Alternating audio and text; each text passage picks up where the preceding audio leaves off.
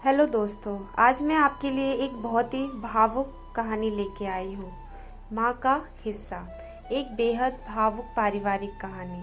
गांव के उस पुराने कच्चे घर में सुबह की पहली किरण हमेशा सावित्री देवी के चेहरे पर पड़ती थी। उम्र ढल चुकी थी, बाल सफेद हो गए थे, आंखों पर मोटा चश्मा चढ़ गया था, लेकिन आदतें आज भी वैसी ही थी।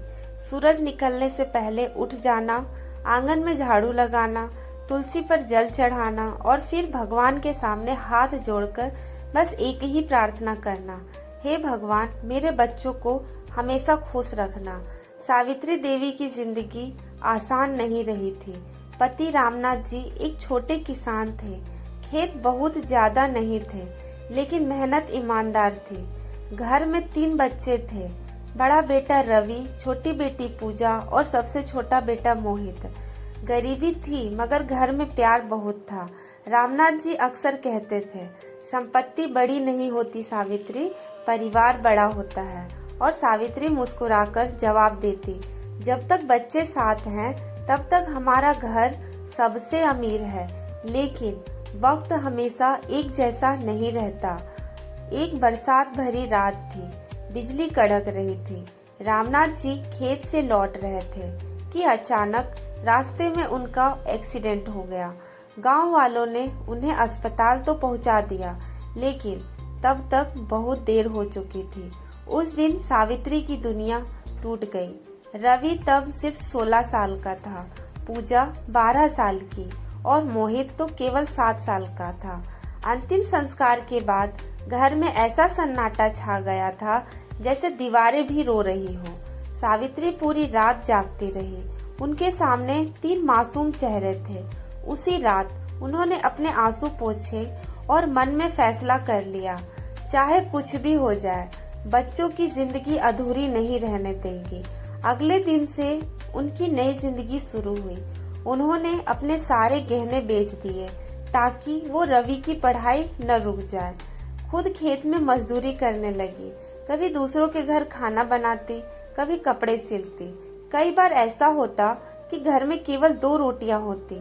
वह बच्चों को खिला देती और खुद पानी पीकर सो जाती। एक रात पूजा ने पूछा, माँ, आपने खाना क्यों नहीं खाया? सावित्री मुस्कुराई, मैंने खा लिया है बेटा। लेकिन उसी रात पूजा ने माँ को चुपके से रसोई में पानी पीते हुए देखा।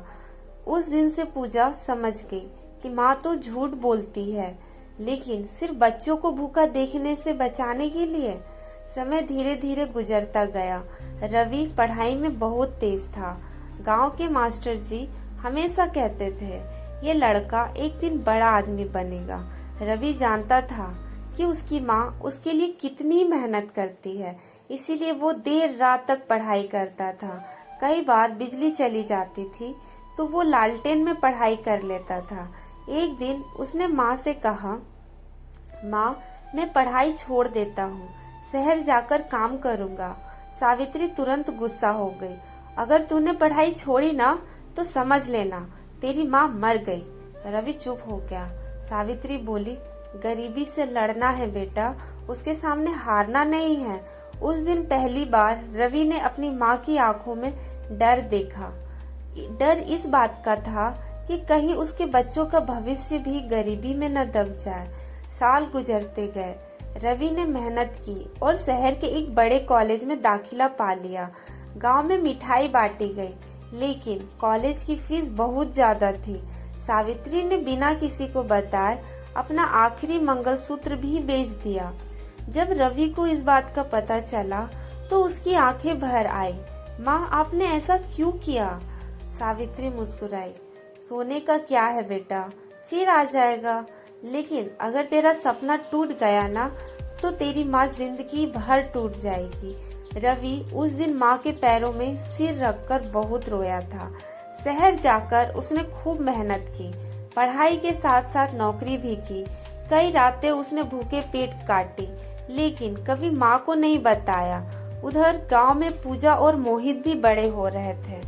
पूजा घर के सारे काम संभालती और माँ का हाथ बटाती।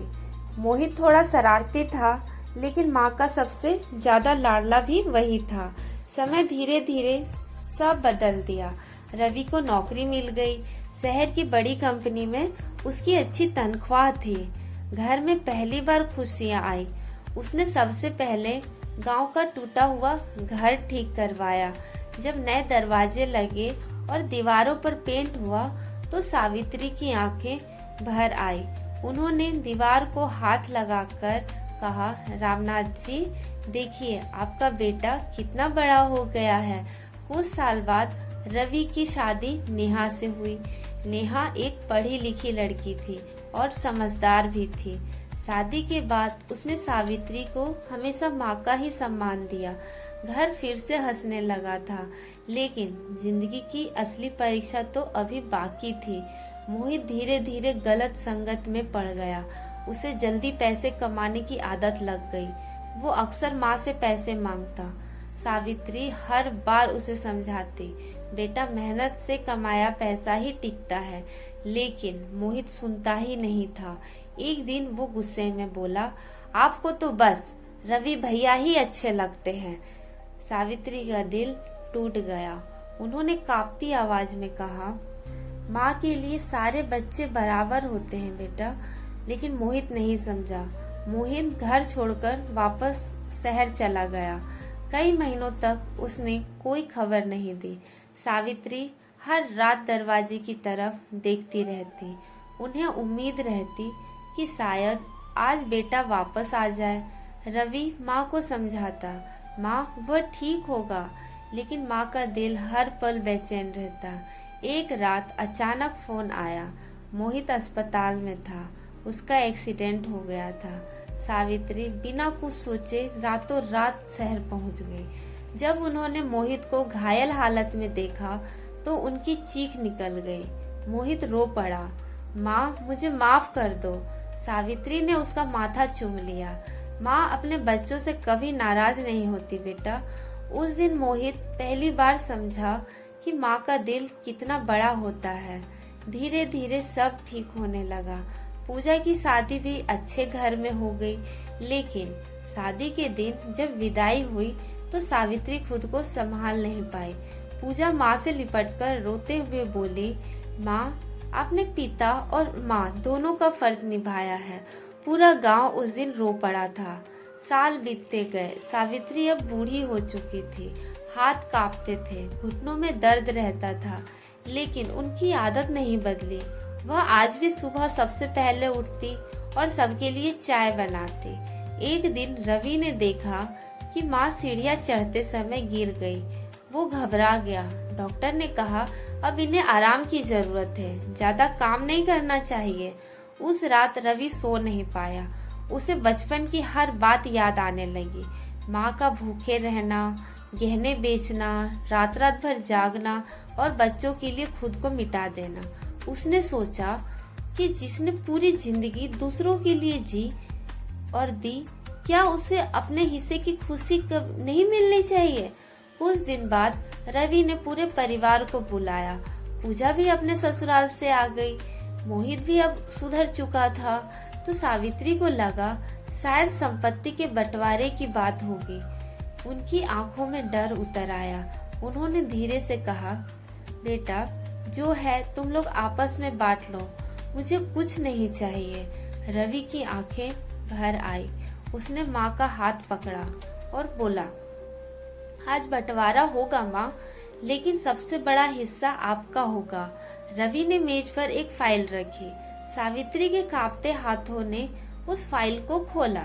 उसमें शहर के एक सुंदर घर की रजिस्ट्री थी।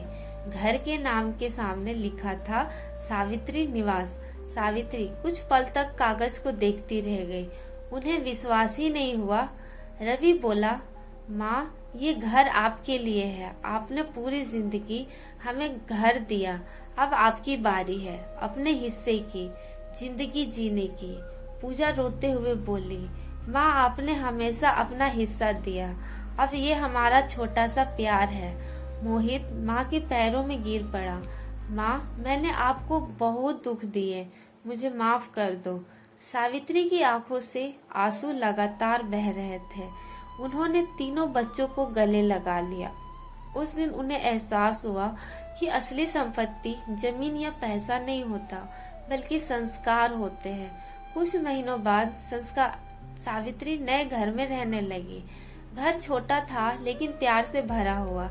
हर रविवार बच्चे उनके पास आते, घर फिर से हंसी से भर जाता। एक शाम सावित्री बालकनी में बैठी थी, सूरज ढल रहा था। उनके हाथ में रामनाथ जी की पुरानी तस्वीर थी। उन्होंने तस्वीर को देखकर मुस्कुराते हुए कहा, देखिए जी, हमारे बच्चे सच में बहुत बड़े हो गए हैं। उसी रात सावित्री अपने कमरे में शांति से सो गई, हमेशा के लिए। सुबह जब रवि ने माँ को देखा तो उनके चेहरे पर हल्की मुस्कान थी, जैसे उन्हें आखिरकार सुकून मिल गया हो। रवि माँ के पैरों में बैठकर फूट फूट कर रो पड़ा। उसने कांपती आवाज में कहा, माँ, आपने हमेशा हमें हिस्सा दिया, लेकिन हम कभी आपका कर्ज नहीं चुका पाए।